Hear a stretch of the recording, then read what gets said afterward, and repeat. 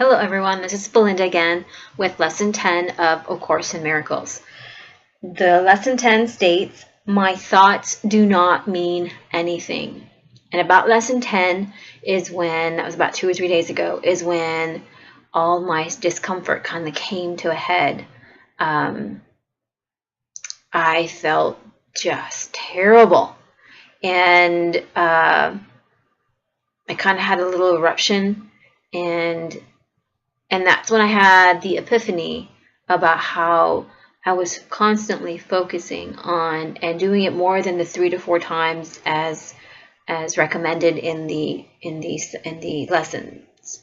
I was doing it constantly. If I noticed a thought that I didn't want or that I felt was causing me any kind of discomfort, I would apply these lessons. And so this inner turmoil surfaced, and I was just, all I wanted to do was sleep. And that's what I do when I get into those situations, so that I don't take it out on the people around me, even though I did take it out on a couple people. That's what I do when I find myself in a situation where I'm constantly negative or feeling angry, sad, not wanting to participate in life. I sleep. I used to beat myself up about that, but I don't anymore, because I know that in my sleeping, discharging whatever it is.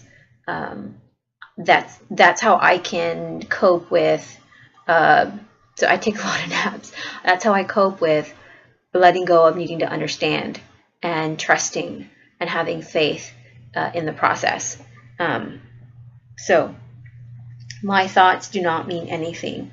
The sentences that stood out for me in the summary are, okay, this idea applies to all the thoughts of which you are aware or become aware in the practice periods. The reason that this idea is applicable to all of them is that they are not your real thoughts. Okay, so then I started, what is a real thought? Every thought that I have is not real. And I still don't have an answer.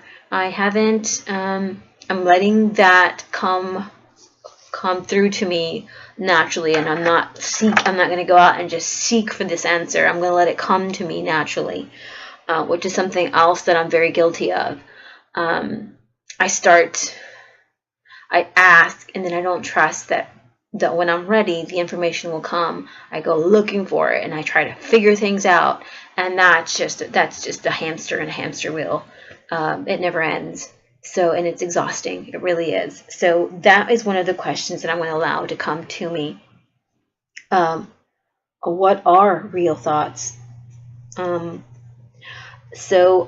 that I adopted from Abraham, I think it was Esther and Jerry Hicks. Jerry used to keep notebooks of all the questions that he asks the universe, and then he goes through it every once. He would go through it every once in a while and see which ones he got responses to. And so I'm not as organized as he is. I do write these questions down, but you should see my Course in Miracles book. I have written things all over it, and I just jot them down, because when I see them again, it'll trigger me. But one day I will have them all in one notebook. The next thing in the summary that I didn't make a distinction of. Back it says that this time the idea is introduced with the concept that my thoughts do not mean anything, instead of these thoughts. And I didn't make a distinction back in lesson 4 when the statement said these thoughts do not mean anything.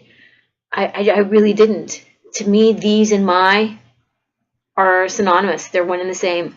But if this is important for you, then it does point that out in lesson 10, which stood out for me because I didn't make a distinction. The emphasis is now on the lack of reality of what you think you think. This aspect of the correction process began with the idea that the thoughts of which you are aware are meaningless. Outside rather than within. That outside rather than within keeps it's nagging me. I'm not that it's almost like what's outside is reflecting what's within. So why make a distinction of the point that these thoughts of which the thoughts of which I am aware are meaningless outside rather than within. So I'll sit with that for a while and see what comes to me. And then stressed their past rather than their present status. Now we are emphasizing that the presence of these thoughts means that you are not thinking. This is the concept here. When we are bombarded with meaningless thoughts, and all thoughts are meaningless, then we are not thinking. So then for me personally, when am I thinking? What are real thoughts? And I'm sure we have had them, but we are not discerning enough yet to know when we're really thinking and when we're having meaningless thoughts. Ooh. So I'm looking forward to I've noticed twice there are two statements that I've made, and both times my nose starts to itch. And that means, okay, so when anything involving the nose, it means that is not true. Okay, right? Pinocchio's nose would grow when he lied. So the statement that I just made said, I don't know. Okay, and that's just it. I do know. I am just not aware. And I am discerning when I have real thoughts and when my thoughts are meaningless. Then the next statement says, this is merely another way of repeating our earlier statement that your mind is really a blank. My mind is really a blank. And it doesn't feel that way. It does not feel like it's blank. It's constantly bombarded with meaningless thoughts. So that's something that else that I will be aware of during a lesson so that I can control this more. Me and my control issues.